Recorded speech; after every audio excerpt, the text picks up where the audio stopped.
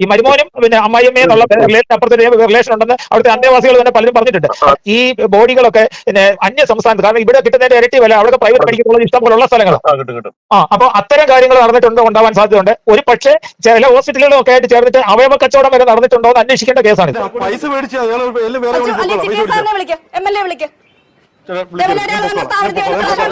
ആ CWCയുടെ അടിയിലുള്ള പൈപ്പ് അത് അന്വേഷിക്കണം, അത് ഇളക്കണം. ആ ബിൽഡിംഗ് അതിന്റെ അടിയിലെ അണ്ടർഗ്രൗണ്ട് എന്താണെന്ന് കണ്ടെത്തണം.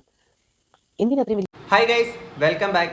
നമ്മുടെ വീഡിയോസ് പലർക്കും ഇംഗ്ലീഷിലാണ് കാണുന്നത് ഇങ്ങനെ കമന്റ് ബോക്സിൽ ഇങ്ങനെ പറയുന്നുണ്ട്. ഗൈസ്, അത് സംഭവം മറ്റൊന്നുമല്ല, യൂട്യൂബിന്റെ പുതിയൊരു അപ്ഡേഷൻ വന്നിട്ടുള്ളതാണ്. അത് നിങ്ങൾക്ക് ഓട്ടോമാറ്റിക്കായിട്ട് ഡബ്ഡ് ആയിട്ട് വീഡിയോസ് വരുന്നതാണ്. നിങ്ങൾ നേരെ സെറ്റിംഗ്സിൽ പോയിട്ട് അതിനകത്ത് ഓഡിയോ ട്രാക്കിനകത്ത് നിന്ന് മലയാളം സെലക്ട് ചെയ്താൽ മതി. അപ്പോൾ നിങ്ങൾക്ക് മലയാളത്തിൽ കാണാൻ പറ്റും. ഇനി നമ്മൾ ഈ ഒരു വിഷയത്തിലോട്ട് വരുമ്പോഴത്തേക്കിന് ഉദയഗിരിജ ആൻഡ് ഈ ഒരു അനാഥാലയം, ഈ ഒരു വിഷയത്തിൽ മെയിൻ സ്ട്രീം ചാനൽസ് ഇത് പൊക്കിയെടുക്കാനെ കൊണ്ട് വരുന്നില്ല. ഇവിടുത്തെ നേതാക്കന്മാർ ഒരു അക്ഷരം പോലും മിണ്ടുന്നില്ല. ഭയങ്കരമാണ്. നിങ്ങളൊക്കെ പിന്നെ എന്നാ മൂഞ്ചാ നിൽക്കുകയാണ്, അറിയാൻ മേലത്തോണ്ട് ചോദിക്കുകയാണ്. ഇവിടെ വേടന്റെ ഒരു കേസ് വന്നപ്പോഴത്തേക്കിന് ഇവിടുത്തെ BJP-ക്കാരെല്ലാം കൂടെ അങ്ങ് കുത്തി ഇളകി അങ്ങ് വന്നേക്കുമായിരുന്നു അല്ലേ. അപ്പം ഈ ആൾക്കാരൊന്നും BJP എന്ന് മാത്രം പറയുന്നില്ല, BJP ആണെങ്കിലും കോൺഗ്രസ് ആണെങ്കിലും കമ്മ്യൂണിസ്റ്റുകാരാണെങ്കിലും ഈ പാർട്ടിക്കാരൊക്കെ എന്തുകൊണ്ട് നിങ്ങൾ വലിയ പാർട്ടിയുടെ എന്തൊക്കെ സംഭവങ്ങളൊക്കെ അല്ലേ ഓരോ ആൾക്കാർ, ഇവിടുത്തെ രാഷ്ട്രീയത്തിന്റെ ഭയങ്കര സംഭവങ്ങളല്ലേ, എന്നിട്ട് എന്തുകൊണ്ട് നിങ്ങൾ ഈ കാര്യത്തിലൊന്നും ടേക്കപ്പ് ചെയ്യുന്നില്ല? അതിന് കാരണമുണ്ട്. ഇവിടുത്തെ കഷത്തിന്റെ ഇടയിൽ ഇരിക്കുകയാണല്ലോ ഇതിനകത്തിലെ കുറേ ടീംസൊക്കെ. പിന്നെ മെയിൻ സ്ട്രീം ചാനൽസ്, നിങ്ങൾ ആരെയാണ് ഈ പേടിക്കുന്നത്? അറിയാൻ മേലത്തോണ്ട് ചോദിക്കും, എന്തിനാണ് നിങ്ങൾ ഈ പേടിക്കുന്നത്? പിന്നെ എനിക്ക് പല ഇത്തരം വിഷയങ്ങൾ വരുമ്പോഴാണെങ്കിലും മറുനാടൻ മലയാളിയൊക്കെ ഇത്തരം വിഷയങ്ങളൊക്കെ ടേക്കപ്പ് ചെയ്യുന്നതാണ്. പക്ഷെ അവരാണെങ്കിലും എടുത്തിട്ടില്ല, അതെന്താ സംഭവം എന്നൊന്നും അറിയത്തില്ല. എന്താണെങ്കിലും ഇതിനകത്ത് കുറച്ചധികം കാര്യങ്ങൾ നമുക്ക് സംസാരിക്കാനുണ്ട് ഈ ഒരു വിഷയമായിട്ട് ബന്ധപ്പെട്ട്. ഇപ്പം നമ്മുടെ ആദ്യം തന്നെ ഉദയഗിരിജി ആണെങ്കിൽ തൻ്റെ ഒരു സ്റ്റാറ്റസ് ഇട്ടിട്ടുണ്ടായിരുന്നു. സ്റ്റാറ്റസിനകത്ത് ഇട്ടിരിക്കുന്ന സാധനം ഞാൻ ഇങ്ങോട്ട് വെക്കാം, വേറെ ചാനലിൽ വന്നിട്ടുള്ളതാണ്. സത്യം എന്ത് തന്നെയാണെങ്കിലും അത് സ്വയം അറിഞ്ഞ് മനസ്സിലാക്കി അഭിപ്രായം പറയുക.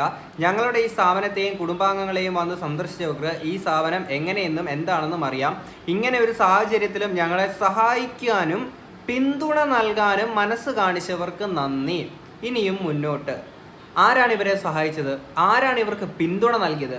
മനസ്സിലാക്കിക്കോ, ഇവരുടെ ചൊൽപ്പടിക്ക് നിൽക്കുന്ന, അല്ലെങ്കിൽ ഇവരുടെ കാശ് നക്കി നിൽക്കുന്ന, അല്ലെങ്കിൽ ഇവരിൽ നിന്നും മറ്റെന്തെങ്കിലും നേട്ടങ്ങൾ കൂടി കിട്ടിയേക്കുന്ന ആൾക്കാരാണ് ഇവരെ സഹായിക്കാൻ നിൽക്കുന്നത്. അല്ലാതെ ആരാണ് നിൽക്കുന്നത് ഇവരെ സഹായിക്കാനെ കൊണ്ട് ഇത്രയും കാര്യങ്ങൾ അറിഞ്ഞിട്ട്? അപ്പം എപ്പോഴും നിങ്ങൾ ആലോചിക്കുക, ഇത്രയൊക്കെ പുറത്തോട്ട് വന്നിട്ടും ഇവരെ ഇപ്പോഴും സഹായിക്കാൻ കുറേ ആൾക്കാരുണ്ട്. ഏതൊക്കെ നേതാക്കന്മാരാണ്? ഞാൻ കഴിഞ്ഞ വീഡിയോക്കകത്ത് ശ്രീ ചിറ്റിയാൻ ഗോപകുമാർ അദ്ദേഹത്തിൻ്റെ ആണെങ്കിൽ അദ്ദേഹത്തെ പറ്റിയിട്ട് കുറച്ച് കാര്യങ്ങൾ സംസാരിച്ചിട്ടുണ്ടായിരുന്നു. കാര്യം ഇവിടുത്തെ അവരുടെ എല്ലാ പരിപാടികളിലും ആണെങ്കിൽ ഇതുപോലെ ഉൾപ്പെടുന്ന, ഉദ്ഘാടനം നടത്തുന്ന, അല്ലെങ്കിൽ അവരെ പറ്റിയിട്ട് ഉദയഗിരിച്ച് ഒരു ത്യാഗിയാണ് എന്ന് വരെ പറഞ്ഞേക്കുന്ന ഒരു വ്യക്തിയാണ്. ഞാൻ ലാസ്റ്റ് ആ ഒരു വീഡിയോക്കകത്ത് ക്ലിപ്പ് വെച്ചിട്ടുണ്ടായിരുന്നേ. അപ്പം ഇവരുടെ ആ ഒരു സ്ഥാപനത്തിൽ ഒരു പ്രാങ്ക് മുമ്പ് നടന്നിട്ടുണ്ടായിരുന്നു. ആ ഒരു പ്രാങ്ക് ഷോയുടെ ഇടയിലാണെങ്കിൽ ഇവർ ഈ പറഞ്ഞത് സീരിയസ് ആയിട്ട് എടുത്തിട്ട് കുറച്ച് ആൾക്കാരെയൊക്കെ വിളിക്കണമെന്ന് പറഞ്ഞിട്ടുണ്ട്. ആ ഒരു ബൈറ്റ് ഞാൻ ഇങ്ങോട്ട് പ്ലേ ചെയ്യാം.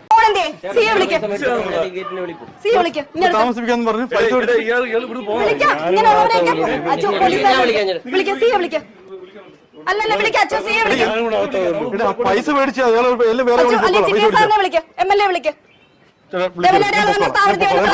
ഓരോ ആൾക്കാരെയും വിളിക്കാൻ പറഞ്ഞിട്ട് ചിറ്റിയൻ സാറിനെ വിളിക്കുക, MLA-നെ വിളിക്കുക. അപ്പം ചിറ്റിയാൻ ഗോപകുമാർ ഇവരുമായിട്ട് ഭയങ്കര ക്ലോസ് ആയിട്ടുള്ള ഒരു വ്യക്തിയാണ്. അപ്പം ഈ സഹായിക്കുന്ന കൂട്ടത്തിൽ ഈ പറയുന്ന വ്യക്തികൾ ഉൾപ്പെടുന്നുണ്ടോ? ചോദ്യമാണ്. ഇതിനൊക്കെ ഇവരെ ആൻസർ പറയേണ്ടതാണ്. കാര്യം ആസ് എ റെസ്പോൺസിബിൾ പേഴ്സൺ ഇവരൊക്കെ ഇതിന് ഉത്തരവാദിത്തം പറയേണ്ടുന്ന ആൾക്കാർ തന്നെയാണ്. കാര്യം അത്രത്തോളമാണ് ഇവരെ പ്രൊമോട്ട് ചെയ്തേക്കുന്നത് അല്ലേ, അത്രത്തോളം ഇവരെ മാർക്കറ്റ് ചെയ്യാനെ കൊണ്ട് ആ ഒരു വ്യക്തി സഹായിച്ചിട്ടുണ്ട്. കാര്യം നന്മയുടെ നിറകുടമാണ്, ത്യാഗിയാണ്, ഒരുപാട് ആളുകൾക്ക് സഹായം ചെയ്യുന്നു, അങ്ങനെ ചെയ്യുന്നു, ഇങ്ങനെ ചെയ്യുന്നു, എന്തൊക്കെയായിരുന്നു പറഞ്ഞിട്ടുണ്ടായിരുന്നത്. ഓക്കെ, അപ്പം ഈ ഒരു കാര്യത്തിൽ അപ്പം ചിറ്റിയാൻ ഗോപകുമാർ അദ്ദേഹത്തെ വിളിക്കൂ എന്നൊക്കെ പറയുമ്പോഴത്തേക്കിനും അവർക്ക് ഇതിനകത്തൊക്കെ ഭയങ്കരമായിട്ട് ഇൻവോൾവ്മെന്റ് കാര്യങ്ങളൊക്കെ ഉണ്ടെന്ന് വേണം നമ്മൾ മനസ്സിലാക്കാം. കാര്യം ഇതുവരെ അവർ നിശബ്ദത പാലിച്ചേക്കായിരുന്നു. എന്താണ് ഇവർ മിണ്ടാത്തത്?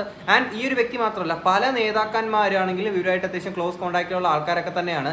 അതൊക്കെ വരും ദിവസങ്ങളിൽ മേ ബി പുറത്ത് വന്നേക്കാം. ഇനി ഇവർക്കെതിരെ കഴിഞ്ഞ ദിവസം കംപ്ലൈന്റ് കൊടുത്തിട്ടുണ്ടായിരുന്ന കെനഡി ചാക്കോ എന്ന് പറയുന്ന വ്യക്തി ചെങ്ങാതിക്കൂട്ടം എന്ന് പറയുന്ന ആ ഒരു ചാനലിൽ വന്ന് കുറച്ച് കാര്യങ്ങൾ സംസാരിക്കുന്നുണ്ട്. ഇത് ഭയങ്കര സീരിയസ് ആയിട്ട് അന്വേഷണം ഉണ്ടാവേണ്ടുന്ന ഒരു കാര്യങ്ങൾ തന്നെയാണ്. ഇതിന് പക്ഷേ അന്വേഷണം ഉണ്ടാവില്ല. കാര്യം ഇതിനെപ്പറ്റി ആരെങ്കിലും സംസാരിച്ചില്ലല്ലേ, മെയിൻ സ്ട്രീം ചാനൽസോ നേതാക്കന്മാരെ ഇതൊക്കെ ഏറ്റെടുത്താൽ മാത്രമല്ല ഇതിനെപ്പറ്റി എന്തെങ്കിലും അന്വേഷണം പോലും ഉണ്ടാവുള്ളൂ. അദ്ദേഹം പറയുന്ന കാര്യം നമുക്കൊന്ന് കേൾക്കാം. ബാക്കി പറയുവാണെങ്കിൽ സത്യസന്ധമായിട്ട് നടത്താൻ ഇവർ സമ്മതിക്കില്ല. കാരണം ഇവർക്ക് ആവശ്യപ്പെടുമ്പോൾ അവർക്ക് വേണ്ടതായ പണം നമ്മൾ കൊടുക്കേണ്ടി വരും. പിന്നെ അന്തേവാസികളുടെ നിന്ന് പണം വാങ്ങിച്ച് നോക്കുന്നവരെയൊക്കെയാണ് അവർക്ക് താല്പര്യം. നമ്മൾ നടത്തിയ ബെഗർ ഹോമാണ്. നമുക്ക് ആരും ഇല്ലാത്തവരെ റോഡിൽ അലഞ്ഞിരിഞ്ഞ് നടക്കുന്നവരെയാണ് നമ്മൾ ഏറ്റെടുത്ത് നടത്തിക്കൊണ്ടിരുന്നത്.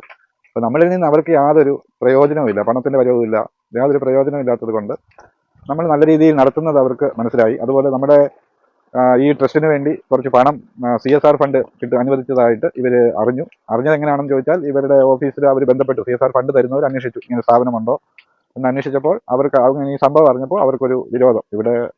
ഇവർ ഇതും വളരണ്ട, വേറെ അവർ ആലോചിക്കുന്ന സ്ഥാപനങ്ങൾ മാത്രം വളർന്നാൽ മതി എന്നൊരു തോന്നൽ അവർക്കുണ്ടായതായിരിക്കാം. ചില ഹോസ്പിറ്റലിലേക്ക് ഡെഡ് ബോഡികൾ കച്ചവടം നടത്തുന്ന സ്ഥാപനങ്ങൾ അങ്ങനെ വേണം. അത് എന്നോടും പിന്നെ വർഷങ്ങൾക്ക് മുമ്പ് പലരും എന്നെ വിളിച്ച് ചോദിച്ചു, ഡെഡ് ബോഡി നിങ്ങൾ എന്തിനാ അടക്കം ചെയ്തത്? ഞാൻ ആരെങ്കിലും മരിച്ചാൽ പത്തനംതിട്ട മുനിസിപ്പാലിറ്റിയിലാണ് അടക്കം ചെയ്തിട്ടുള്ളത്. 1-2 ഡെഡ് ബോഡി ഞാൻ കോട്ടയം മെഡിക്കൽ കോളേജിൽ കൊടുത്തിട്ടുണ്ട്. അപ്പോൾ ഇങ്ങനെ കോട്ടയം മെഡിക്കൽ കോളേജിൽ കൊടുത്തെന്ന് അറിഞ്ഞ് പേപ്പറിൽ വാർത്ത വന്ന സമയത്ത് 1-2 പേരെന്നെ വിളിച്ച് ചോദിച്ചു, നിങ്ങൾ എന്തിനാണ് അവിടെ കൊടുത്തത്? ഇന്ന പോലെ കൊടുക്കത്തില്ലായിരുന്നു, 2-3 ലക്ഷം രൂപ തരത്തില്ലായിരുന്നു, നിങ്ങൾക്ക് അതൊരു സമ്പാദ്യം അയ്യോ എന്താ അതൊരു വരുമാനമല്ലേ എന്നൊക്കെ ചോദിച്ചാൽ ഞാൻ അന്നോട് ഞാൻ പറഞ്ഞു, ഇനി മേലാൽ ഇങ്ങനത്തെ കാര്യം പറഞ്ഞ് എന്നെ വിളിക്കരുതെന്ന്. ഞാൻ നമുക്കൊന്നും ഇല്ല, നമ്മൾ ഗവൺമെന്റ് ഹോസ്പിറ്റലുമായിട്ട് ബന്ധപ്പെട്ട് പോലീസുമായിട്ട് ബന്ധപ്പെട്ട് അവർ തന്നെയാണ് ബോഡി കൊണ്ടുപോകുന്നത്.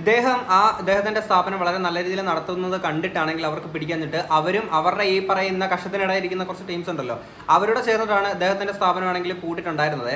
അപ്പം ഇതിനകത്ത് പറയുന്ന ഒരു സീരിയസ് ഇഷ്യൂ ആണ്, അല്ലെങ്കിൽ സീരിയസ് ആയിട്ടുള്ള ഒരു കാര്യമാണ് ഈ അവിടെയുള്ള മരിച്ച ആൾക്കാരുടെ ബോഡീസ്, ഡെഡ് ബോഡീസ് ആണെങ്കിൽ പിന്നീട് വിൽപ്പന നടത്തുന്ന ഒരു കാര്യം അല്ലെ, ലക്ഷങ്ങളുടെ ഒക്കെ വാങ്ങിച്ചിട്ട് വിൽപ്പന നടത്തുന്ന ഒരു കാര്യം. അപ്പം ഈ ഓർഗൻസ് ഒക്കെ സെയിൽ ചെയ്യുന്ന പോലത്തെ പല കാര്യങ്ങളൊക്കെ ഇവർ നടത്തുന്നുണ്ടോ എന്നുള്ളതൊക്കെ വലിയ ചോദ്യങ്ങളാണ്. ആൻഡ് ഞാൻ ആദ്യം തന്നെ പറയട്ടെ, ഇതൊന്നും നമ്മൾ തെളിവിൻ്റെ അടിസ്ഥാനത്തിലോ അല്ലെങ്കിൽ നമ്മൾ കണ്ണായിട്ട് കണ്ടിട്ട് പറയുന്ന കാര്യങ്ങളൊന്നും അല്ല. ഇവരായതുകൊണ്ടും ഇത്തരം ആരോപണങ്ങൾ ഉയരുന്നത് കൊണ്ടും നമുക്ക് സ്വാഭാവികമായിട്ടും കാണുന്ന ഒരാൾക്ക് തോന്നുന്ന ചില സംശയങ്ങൾ മാത്രമാണ്.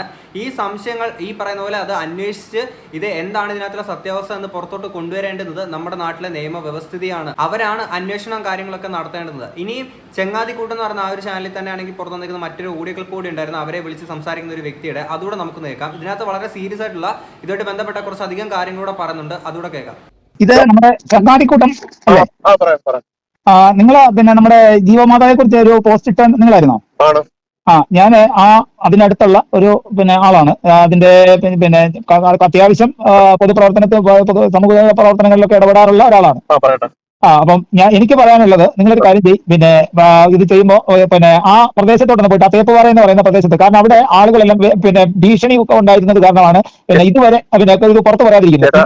ഞാൻ 2 വർഷം മുമ്പ് ഈ ആൾക്കാരുടെ പറഞ്ഞു, അവർക്ക് പേടിയാണ്, പേടിച്ച് നിൽക്കുകയാണ്. അത് ഞാനിപ്പോ അവരോട് പറഞ്ഞു. അതിന്റെ കാരണം ഉണ്ട്, അവിടെ ഇവര് മലിനജലം എല്ലാം ഒഴിക്കിയതുമായിട്ട് ബന്ധപ്പെട്ട് ഇവിടുത്തെ കുറെ പൗരസമിതിയുടെ ഒക്കെ കുറെ ആളുകൾ അവിടെ ചോദിക്കാൻ ചെല്ലുകയും അത് ചെല്ലുമ്പോൾ അവിടെ പിന്നെ ഈ പിള്ളേരെ മുന്നിൽ അങ്ങോട്ട് പറയാം. അതിന്റെ വിജയം കൂടി പറയാനുള്ളത്, ഇവർക്കെതിരെ ആരെന്ത് ചെയ്താലും കുഞ്ഞുങ്ങളെ പീഡിപ്പിച്ചു പറഞ്ഞാൽ അടുത്തുള്ള പോലീസ് സ്റ്റേഷൻ കിടക്കാം. ഇപ്പൊ അതിന്റെ ഒരു കാര്യം ഞാൻ SPI പോയി കണ്ടിട്ട് വരുന്ന വഴിയാണ്. ഞാൻ പറയുന്ന കുറച്ച് കാര്യങ്ങളുണ്ട്, അതും കൂടി ശ്രദ്ധിച്ച് കേൾക്കാം. ഈ ഒരു കാര്യത്തിലൊന്നും ഒതുങ്ങുന്നതല്ല ഇത്. നിങ്ങൾ ഞാൻ നിങ്ങളുടെ കൂടെ നിന്ന് ഈ നാട്ടുകാരൻ്റെ അടുത്തൊന്നും നിങ്ങൾക്ക് ഞാൻ സപ്പോർട്ട് മേടിച്ചു തരാം. ഇവിടെ ഈ കുട്ടികളുടെ കേസ് പറയുമ്പോഴത്തേക്കിന് ഇവർക്കെതിരെ ആര് ശബ്ദമുയർത്തിയാലും ഇവർ നേരെ ചെയ്യുന്ന പരിപാടി എന്താണ്, കുട്ടികളെ മുന്നിൽ കരുവാക്കി നിർത്തിയിട്ട് കാണിക്കുന്ന ഒരു കളിയാണ് ഇവർ ചെയ്തുകൊണ്ടിരിക്കുന്നത്. ഇപ്പൊ ഇവിടുത്തെ മുൻ വാർഡനായിരുന്നു സന്ധ്യ പല്ലവി എന്ന് പറഞ്ഞ ആ ഒരു ശേഷിയാണെങ്കിൽ പോലും ഇവർക്കെതിരെ കംപ്ലൈന്റ് കൊടുത്തപ്പോൾ അവരെന്താണ് ചെയ്തിട്ടുണ്ടായിരുന്നത്, അവിടെയുള്ള മറ്റൊരു കുട്ടീനെ ഇവര് പ്രകൃതി വിരുദ്ധപരമായിട്ട് പരിപാടികൾ കാര്യങ്ങളൊക്കെ ചെയ്തു എന്ന് പറഞ്ഞുകൊണ്ട്, അതും ആ കുട്ടി 18 വയസ്സിൽ താഴെയാണ്. അപ്പോൾ ആ ഒരു കേസ് അറിയാമല്ലോ. അപ്പം അങ്ങനെ കൊണ്ട് പരാതി കൊടുത്തു. അങ്ങനെ പരാതി കൊടുത്തപ്പോഴത്തേക്കിന് അടൂർ സ്റ്റേഷനിൽ ഇവർക്കെതിരെ അമ്മീഗിരിജക്കെതിരെ കേസ് കൊടുത്തതിന്റെ പേരിലാണ് അവർ തിരിച്ചിങ്ങോട്ടൊരു കേസ് കൊടുത്തത്. അപ്പോൾ അത് പിൻവലിക്കാൻ വേണ്ടിയിട്ട് അവിടെ ചെന്നിട്ട് അടൂർ സ്റ്റേഷനിലെ പോലീസ് ഉദ്യോഗസ്ഥർ തന്നെ ഇവരുടെ അടുത്ത് പറഞ്ഞിട്ടുണ്ടായിരുന്നു, നിങ്ങൾ ഈ കേസ് പിൻവലിച്ചാൽ മാത്രമേ അവർ ഈ കേസ് പിൻവലിക്കുള്ളൂ, ഇല്ലെങ്കിൽ നിങ്ങൾക്ക് അത് പ്രശ്നമാകും, അല്ലെങ്കിൽ പ്രശ്നമാക്കുക എന്നുള്ള കാര്യങ്ങളൊക്കെ അവർ പറഞ്ഞിട്ടുണ്ടായിരുന്നത്. അതായത് ഇവരുടെ ചൊൽപ്പടിക്ക് അടൂരിലെ ചില പോലീസ് ഉദ്യോഗസ്ഥരാണെങ്കിൽ പോലും അങ്ങനെ നിന്ന് കൊടുത്തു എന്നുള്ളത് ആലോചിക്കുമ്പോഴത്തേക്കും വളരെ പരിതാപകരമായിട്ട് തോന്നുന്നുണ്ട്. അപ്പം ഞാൻ ആ ഒരു ഫസ്റ്റ് വീഡിയോക്കകത്തും പറഞ്ഞിട്ടുണ്ടായിരുന്നു, അതായത് ഈ ഒരു ചേച്ചിയുടെ കാര്യം സംസാരിച്ചപ്പോൾ പോലും അവിടെ അത്രയും സീരിയസ്നെസ് ഉള്ള ഒരു കാര്യമാണ്, അല്ലെങ്കിൽ ജെന്യൂൻ ആയിട്ടുള്ളൊരു കാര്യമാണ്, അങ്ങനെ ഒരു കേസാണെന്നുണ്ടെങ്കിൽ തീർച്ചയായിട്ടും ആ ഒരു ശേഷി ഇപ്പോൾ ജയിലിൽ കിടക്കൂലായിരുന്നോ. അങ്ങനെ കിടക്കാത്ത പക്ഷം അവർ കൊടുത്തേക്കുന്ന ഒരു കള്ളക്കേസാണെന്നും ഇങ്ങനത്തെ കാര്യങ്ങൾ അവരുടെ ആ ഒരു ഉടായിപ്പ് സത്യമാണെന്നുള്ള കാര്യങ്ങൾ എല്ലാവർക്കും മനസ്സിലായിട്ടുള്ള കാര്യങ്ങളൊക്കെ തന്നെയാണ്. പക്ഷേ ആരും ഇവർക്കെതിരെ നടപടിയൊന്നും സ്വീകരിക്കുന്നില്ല. ഞാനും എൻ്റെ പലപ്പോഴും പല വീഡിയോസിനകത്ത് ഞാൻ പറഞ്ഞിട്ടുള്ളൊരു കാര്യമാണ്, നമ്മുടെ ഇന്ത്യയിലെ തന്നെ ഏറ്റവും ബ്രില്യൻ്റ് ആയിട്ടുള്ളൊരു ഫോഴ്സാണ് കേരള പോലീസ് എന്ന് പറയുന്നത്. പക്ഷേ ആ കേരള പോലീസിനാണെങ്കിൽ മൊത്തത്തിൽ അപമാനമുണ്ടാക്കുന്ന ഇതുപോലുള്ള ചില ഇത്തിൽക്കണ്ണികൾ ഓരോ ഡിപ്പാർട്ട്മെൻറ്റിലാണെങ്കിൽ അങ്ങും ഇങ്ങായിട്ട് കയറി ഇരിപ്പുണ്ട്. അവരെയൊക്കെ ഈ ഒരു പോസ്റ്റ് നിന്ന് തുടച്ച് മാറ്റേണ്ടത് തന്നെയാണ്. ഓക്കെ, അപ്പം നിങ്ങൾ ആലോചിക്കുക, ഇപ്പോഴും ഇവർക്കെതിരെ ഒരു നടപടി ആരും എടുക്കാനെ കൊണ്ട് പോയിട്ടില്ല. വലിയ പ്രശ്നങ്ങളായിട്ട് അല്ലെങ്കിൽ ആരും ശബ്ദം ഉയർത്തുന്നില്ല, ഒന്നുമില്ലടേ. ബാക്കി കൂടെ കേൾക്കാം.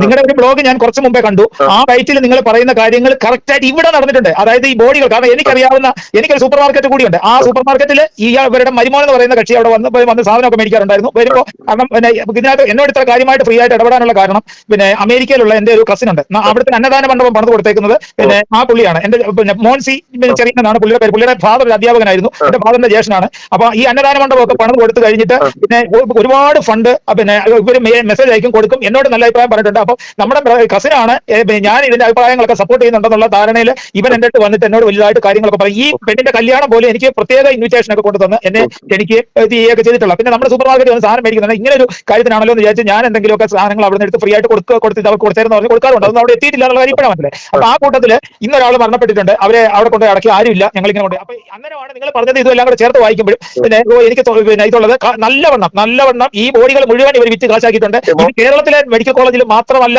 അന്യ സംസ്ഥാനങ്ങൾ ഇവർക്ക് പിന്നെ ഒരാഴ്ചയിൽ 2-3 പ്രാവശ്യം തമിഴ്നാട്ടിലേക്ക് യാത്ര, തെങ്കാശി പോകാന്ന് പറഞ്ഞ യാത്രയുണ്ട്. പ്രത്യേകിച്ച് ഈ മരുമോനും ഇവരുടെ പിന്നെ ഈ പറയുന്ന പിന്നെ ഇതിന്റെ നടത്തിപ്പുകാരി ഈ മരുമോനും പിന്നെ അമ്മായിയമ്മയും എന്നുള്ള അപ്പുറത്തെ റിലേഷൻ ഉണ്ടെന്ന് അവിടുത്തെ അന്തേവാസികൾ തന്നെ പലരും പറഞ്ഞിട്ടുണ്ട്.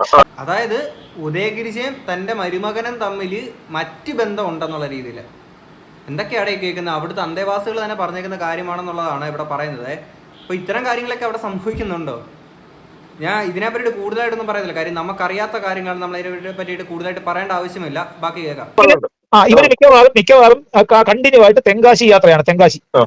അപ്പോ ഈ തെങ്കാശിയില് എനിക്ക് തോന്നുന്നു ബിനാമി അല്ല, ഇതിന്റെ കാശ് കൊണ്ട് അവിടെ പ്രോപ്പർട്ടി ഉണ്ടാവാൻ തന്നെ സാധ്യതയുണ്ട്. അതുപോലെ തന്നെ ഈ ബോഡികളൊക്കെ പിന്നെ അന്യ സംസ്ഥാനത്ത്, കാരണം ഇവിടെ കിട്ടുന്നതിന്റെ ഇരട്ടി വില അവിടെ പ്രൈവറ്റ് മെഡിക്കൽ കോളേജ് ഇഷ്ടം പോലുള്ള സ്ഥലങ്ങളാണ്. അപ്പൊ അത്തരം കാര്യങ്ങൾ ഉണ്ടാവാൻ സാധ്യതയുണ്ട്. ഒരു പക്ഷേ ചില ഹോസ്പിറ്റലുകളും ഒക്കെ ആയിട്ട് ചേർന്നിട്ട് അവയവ കച്ചവടം വരെ നടന്നിട്ടുണ്ടോ എന്ന് അന്വേഷിക്കേണ്ട കേസാണിത്. ഈ കാര്യങ്ങൾ, ഈ ആരോപിക്കുന്ന ഓരോ സാധനങ്ങളാണെങ്കിലും എത്രത്തോളം സീരിയസ്നെസ് ഉള്ളതാണെന്ന് നിങ്ങൾ തന്നെ ആലോചിച്ച് നോക്കുക. ഇവിടെ തമിഴ്നാട്ടിൽ അവിടെ പോയിട്ട് ഇവർക്കുള്ള ഈ പറയുന്ന ബന്ധങ്ങളാണെങ്കിൽ അവിടെ പോയി ഇതുപോലെ വിൽപ്പന നടത്തുന്നതും ഓർഗൻസ് സെയിൽ ചെയ്യുന്നുണ്ട്, ഇന്നലെ കാര്യങ്ങളൊക്കെ പറയുന്നത് തള്ളിക്കളയാൻ പറ്റുന്ന സാധനമല്ല. കാര്യം ഇവിടെ ഇപ്പം ഇത് കൂടുതൽ അന്വേഷണങ്ങൾ ഇതിൻ്റെ പുറകെ വന്നു കഴിഞ്ഞാൽ വലിയ കുറേ കേരളത്തെ അല്ലെങ്കിൽ അത്രയും നടുക്കുന്ന ചില സംഭവങ്ങൾ പുറത്തോട്ട് വന്നേക്കാം. ആ വരുന്നതിൻ്റെ ഒപ്പം തന്നെ ചില നേതാക്കളും ഇതിനകത്തൊക്കെ ഉൾപ്പെട്ടേക്കാം. പല ആളുകളുടെയും പേരുകൾ പുറത്തു വന്നേക്കാം. ഈ പേടി കൊണ്ടൊക്കെ പല ആളുകളും ഈ ഒരു കേസ് ഇത് ചവിട്ടി താഴ്ത്താനെ കൊണ്ട് ശ്രമിക്കുന്നുണ്ടോ എന്നുള്ളതൊരു സംശയമാണ്. കാര്യം ഇവർ തന്നെ ഇവരുടെ വാട്സപ്പിൽ സ്റ്റാറ്റസ് ഇട്ടേക്കുന്ന കാര്യമാണ്, എന്നെ സഹായിക്കുന്നവർക്കും എന്നെ പിന്തുണയ്ക്കുന്നവർക്കും ഒരുപാട് നന്ദി എന്ന് പറഞ്ഞുകൊണ്ട്. അപ്പം ആരൊക്കെയാണ് ഇവരെ പിന്തുണയ്ക്കുന്ന സഹായിക്കുന്ന ആൾക്കാർ? വന്നേക്കുന്ന ഈ ആരോപണങ്ങളൊക്കെ ഭയങ്കര ഭീകര സംഭവങ്ങളാണ്. നിങ്ങളൊന്ന് ആലോചിച്ച് നോക്കുക. അതാണ് ഇപ്പോഴും സംശയം കിടക്കുന്നത്. ഇവർക്കെതിരെ നടപടിയൊന്നും വരാത്തതോ അല്ലെങ്കിൽ മെയിൻ സ്ട്രീം ചാനൽസ് ഒന്നും ടേക്കപ്പ് ചെയ്യാത്തതും ഇതിൻ്റെയൊക്കെ റീസൺ എന്ന് പറയുന്നത് ഇവരോടൊപ്പം തന്നെ, ഈ സത്യങ്ങളോടൊപ്പം തന്നെ മറ്റു പല നേതാക്കന്മാരുടെയും മറ്റ് ചില വിശിഷ്ട വ്യക്തികളുടെയൊക്കെ പേരുകൾ പുറത്തോട്ട് വരുമെന്നുള്ള ഭയം കൊണ്ടാണോ, അല്ലെങ്കിൽ അതിന് വേണ്ടിയിട്ടാണോ, അല്ലെങ്കിൽ ആ ഒരൊറ്റ കാരണം കൊണ്ടാണോ ഇവരാരും ഇത് ടേക്കപ്പ് ചെയ്യാത്തയോ അല്ലെങ്കിൽ ആരും ശബ്ദം ഉയർത്തുകയും ചെയ്യാത്തത്? ഇപ്പം ശ്രീ ചിറ്റയം ഗോപകുമാർ അദ്ദേഹത്തിൻ്റെ കാര്യം പറയുകയാണെങ്കിൽ തീർച്ചയായിട്ടും നിങ്ങൾ ഇതിനെപ്പറ്റി അറ്റ്ലീസ്റ്റ് എന്തെങ്കിലും എവിടെയെങ്കിലും വന്ന് പറഞ്ഞാൽ മതിയാവും. നിങ്ങളുടെ ഒരു ഫേസ്ബുക്കിൽ ഒരു പോസ്റ്റ് ഇടുകയാണെങ്കിൽ കൂടി നിങ്ങൾ ചെയ്തേ മതിയാവുള്ളൂ. കാര്യം അത്രത്തോളം ഈ പറയുന്ന പല ആളുകളും ഇവരെ പ്രൊമോട്ട് ചെയ്തിട്ടുണ്ട്. ഇതിന്റെ ഒപ്പം തന്നെ ആണെങ്കിൽ കഴിഞ്ഞ ദിവസം സന്ധ്യ പല്ലവി ആ ചേച്ചി തന്റെ വീടിക്കകത്ത് വന്ന് പറയുന്ന ഒരു കാര്യമുണ്ട്. ആ ദിവസം നമുക്കൊന്ന് കേൾക്കാം. എന്തൊക്കെയോ ഉണ്ട് അവിടെ, എന്തോ ഉണ്ട്. എന്റെ മനസ്സിൽ എന്തൊക്കെയോ അവിടെ ഉണ്ട്, എന്തോ ഉണ്ട്. ആ CWCയുടെ അടിയിലുള്ള പൈപ്പ് അത് അന്വേഷിക്കണം, അത് ഇളക്കണം. ആ ബിൽഡിംഗ് അതിന്റെ അടിയിലെ അണ്ടർഗ്രൗണ്ട് എന്താണെന്ന് കണ്ടെത്തണം. എന്തിനാ അത്രയും വലിയൊരു PVC പൈപ്പ് അവിടെ ഉള്ളത്? ഒരു മനുഷ്യന് ഓർന്നിറങ്ങിപ്പോവാ, ഒരു ചെറിയ മനുഷ്യന്. എനിക്ക് എന്തോ തോന്നുന്നു, എനിക്ക് ഉറങ്ങാൻ പറ്റുന്നില്ല. പ്ലീസ് നിങ്ങൾ ആരെങ്കിലും എന്നെ ഒന്ന് ഹെൽപ്പ് ചെയ്യും. എനിക്ക് ചില കാര്യങ്ങളിൽ സിക്സ്ത് സെൻസ് ഉണ്ട്.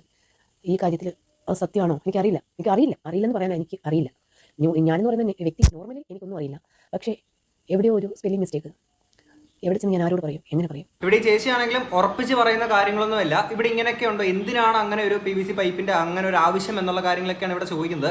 സ്വാഭാവികമായിട്ടും ഇത്തരം കാര്യങ്ങൾ നമ്മുടെ ചുറ്റുപാടും നടക്കുമ്പോഴത്തേക്കിന് നമുക്ക് അതും ഇതൊക്കെ കൂട്ടി വായിച്ചിട്ട് അത് അങ്ങനെയാണോ ഇങ്ങനെയാണോ എന്നുള്ള സംശയങ്ങൾ സ്വാഭാവികമായിട്ടും നമുക്ക് എല്ലാവർക്കും തോന്നും. അത് നമ്മുടെ അഭിപ്രായ സ്വാതന്ത്ര്യത്തിൽ നിന്നുകൊണ്ട് തന്നെ നമ്മളത് പറയുകയും ചെയ്യും, അല്ലേ?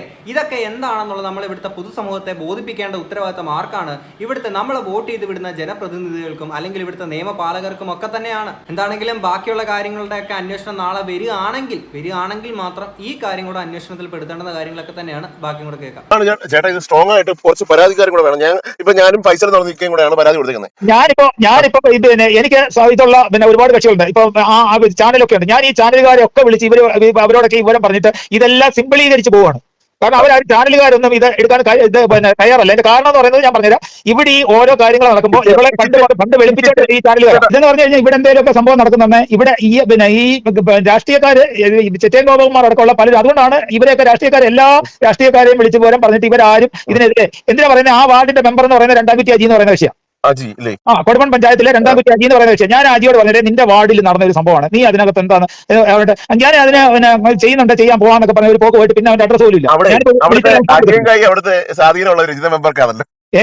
അജിയങ്കായി സ്വാധീനമുള്ള രജിത മെമ്പർക്കാണല്ലോ. ആയിരിക്കും, ഉണ്ടാവും.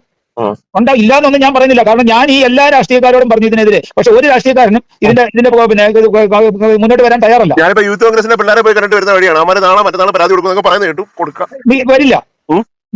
യൂത്ത് കോൺഗ്രസ് മരണമായിട്ട് നിൽക്കുന്ന പറഞ്ഞത്. അല്ല, ബിനു എന്ന് പറയുന്ന ചേട്ടൻ മരിച്ചോണ്ടേ.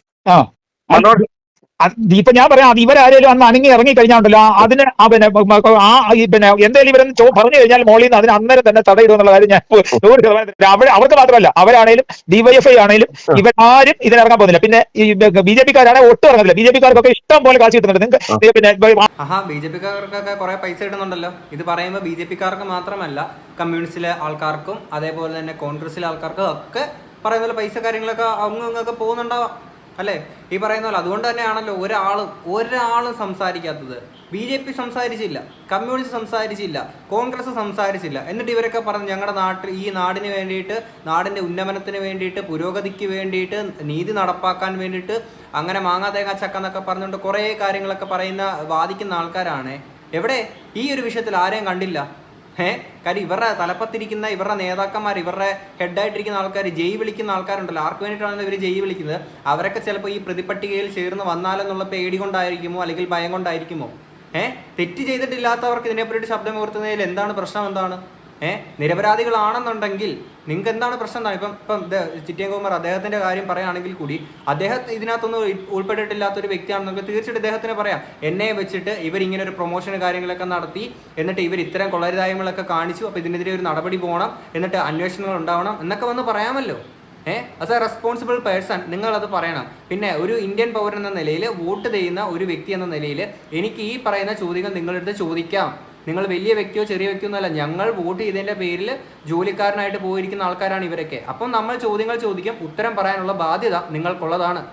കാരണം ഇതിപ്പം നീ എന്തിനാ അങ്ങനെ ചോദിക്കുന്നു, എന്തിനാ അങ്ങനെ പറയുന്നതൊക്കെ ആൾക്കാരെല്ലാം ചോദിച്ചിട്ട് വരികയാണെന്നുണ്ടെങ്കിൽ മനസ്സിലാക്കുക, ഇവരൊക്കെ വോട്ട് ചോദിച്ചിട്ട് വീണ്ടും നമ്മുടെ മുന്നിൽ തന്നെയാണ് കുമ്പിട്ട് വരേണ്ടുന്ന ആൾക്കാർ. അപ്പം നമ്മൾ ചോദ്യം ചോദിക്കണം, അവർ മറുപടി പറയണം. പിന്നെ സ്ഥിരമായിട്ട് 2 പെണ്ണുങ്ങളുണ്ട്. അവിടെയുള്ള 2 പെണ്ണുങ്ങൾ ആ റോഡിൽ ഇങ്ങനെ നിൽക്കും. കാരണം ഏതെങ്കിലും ചാനലുകാരോ ഏതെങ്കിലും ആളുകളോ അവിടെ വന്നു കഴിഞ്ഞാൽ നാട്ടുകാരിയാണ് എന്ന് പറഞ്ഞിട്ട് പിന്നെ അവർക്ക് അനുകൂലമായിട്ട് അഭിപ്രായം പറയാൻ വേണ്ടി കാശ് കൊടുത്തിട്ട് 2 പേരെ അവിടെ നിർത്തിയിട്ട് 2 പേരുടെ പേരും അഡ്രസ്സും അടക്കം വേണേൽ ഞാൻ നിങ്ങൾക്ക് തരാം. എപ്പോൾ ചെന്നാലും ഈ കക്ഷികൾ അവിടെ ഉണ്ടാവും. ഇങ്ങനെയൊക്കെ കാര്യങ്ങൾ അവിടെ നടക്കുന്നുണ്ട്.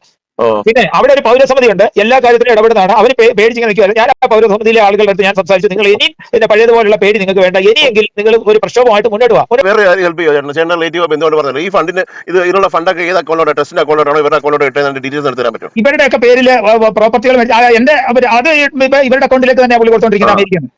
അത് തെറ്റാണ്, നിയമപരമായിട്ട് തെറ്റാണ്. അത് ആ പൈസ ഒരു തെറ്റുമാണ്. ഇവര് അല്ല അന്നദാനത്തിന് പറഞ്ഞ് കാശായിട്ട് അയച്ചു കൊടുക്കുക, പിന്നെ അന്നദാന മണ്ഡപം പണിത് കൊടുക്കാൻ കാശ്. ഈ പറയുന്ന എന്റെ പേരപ്പന്റെ ഫോട്ടോ അവിടെ വെച്ചിട്ടുണ്ട്, അമ്മച്ചിയുടെയും അപ്പച്ചന്റെ ഫോട്ടോ അവിടെ വെച്ചിട്ടുണ്ട്. അത് മാത്രമേ പുള്ളി ഡിമാൻഡ് ചെയ്തുള്ളൂ. അന്നദാന മണ്ഡപം വരുമ്പോ അവരുടെ പേരിലായിരിക്കണം, അവരുടെ ഫോട്ടോ വെക്കണം എന്ന് പറഞ്ഞാൽ അവിടെ വെച്ചിട്ടുണ്ട്. എന്നാ ശരി, ഞാൻ വിളിക്കാം, എനിക്ക് വേറൊരു കോള്. ഇവർക്ക് അത്യാവശ്യം നല്ല ഫണ്ട് നമ്മുടെ കേരളത്തിനകത്തു നിന്നാണെങ്കിലും പുറത്തു നിന്നാണെങ്കിലും ഫോറിനിൽ നിന്നാണെങ്കിൽ കൂടി നല്ല ഫണ്ട് കാര്യങ്ങളൊക്കെ വരുന്നുണ്ടാവാം അല്ലേ? അപ്പം ഈ കാര്യങ്ങളൊക്കെ ഏത് രീതിയിലാണ് ഇവർ വിനിയോഗിക്കുന്നത്? അവിടെയുള്ള അന്തേവാസികൾക്ക് ഉപകാരപ്പെടേണ്ടുന്ന പൈസ അതിൽ നിന്ന് തട്ടിയെടുത്തിട്ട് ഇവർക്ക് കുറച്ച് അവിടെ ഇവിടെയൊക്കെ കുറച്ച് സ്വത്തുവകളാവുന്നു. ഞാൻ ആലോചിക്കുന്നത് ഇവരുടെ ബാങ്ക് ബാലൻസ് എത്രയായിരിക്കും, അല്ലെങ്കിൽ ഇവർ എത്ര രൂപയായിരിക്കും? നിങ്ങളൊന്ന് ആലോചിച്ച് നോക്കുക. ഇത്രയും ആളുകൾ ഇവർക്കെതിരെ മീഡിയാസോ നേതാക്കന്മാരോ ഒരു രാഷ്ട്രീയ പാർട്ടിയോ ഒന്നും സംസാരിക്കാതെ നിൽക്കണമെന്നുണ്ടെങ്കിൽ ഓരോ ആളുകൾക്കും, അല്ലെങ്കിൽ ഇത്രയും ആളുകൾക്ക് ചൊൽപ്പടിക്ക് നിർത്തണമെങ്കിൽ വെറുതെ എന്തെങ്കിലും കൊടുത്താൽ മാത്രം പോരല്ലോ, ചിക്ലിയും കൂടെ കൊടുക്കണമായിരിക്കുമല്ലോ. അപ്പോൾ ഇത്രയും ആൾക്കാർക്ക് കൊടുക്കേണ്ടി വരുമ്പോഴത്തേക്കിന് 1-2 രൂപ കൊടുത്താൽ പോരല്ലോ, അത്യാവശ്യം നല്ലൊരു എമൗണ്ട് കൊടുക്കണം. ഈ എമൗണ്ട് എന്ന് പറയുന്നത് ഇവർക്കൊരു 100 രൂപ കിട്ടുന്നുണ്ടെങ്കിൽ ആ 100-നകത്തു നിന്ന് മാക്സിമം പോയ ഒരു 50 രൂപയായിരിക്കും എല്ലാവർക്കും കൂടെ വീതിച്ച് കൊടുക്കുക അല്ലേ? അപ്പം അങ്ങനെയുള്ളപ്പം ഇവരുടെ ഒരു ബാങ്ക് ബാലൻസ് എത്രയായിരിക്കും? കാര്യം ഇത്രയും ആൾക്കാരെ നിശബ്ദരായിട്ട് നിൽക്കണമെന്നുണ്ടെങ്കിൽ അത്രയും ചൊൽപ്പടിക്ക് ചിക്കളി വാങ്ങിച്ചിട്ടായിരിക്കുമല്ലോ ഇത്രയും ആൾക്കാർ നിൽക്കുന്നത്. ഒരാളും മിണ്ടരുത് കേട്ടോ, ഒരാൾ ഇതിനെ പറ്റിയിട്ട് സംസാരിക്കരുത്. ഇത്രയും സീരിയസ് കാര്യങ്ങൾ വന്നിട്ട്, ഇവിടുത്തെ ഓർഗൻസ് സെയിൽ ചെയ്യുന്നുണ്ടോ, ഇത്രയും ആരോപണങ്ങൾ വന്നിട്ട് പോലും മിണ്ടരുത്. ഒരാളും ഒരക്ഷരം മിണ്ടരുത്, മിണ്ടാതെ എങ്ങനെ പോകണം കേട്ടോ. എന്താണെങ്കിലും ഇതൊക്കെ കേട്ട് നിങ്ങൾക്ക് എന്താ തോന്നുന്നുള്ളത് തീർച്ചയായിട്ടും കമന്റ് ബോക്സിൽ പറയാം. നമുക്ക് അടുത്തൊരു വീഡിയോ കാണാം. അപ്പോൾ ശരി, ബൈ.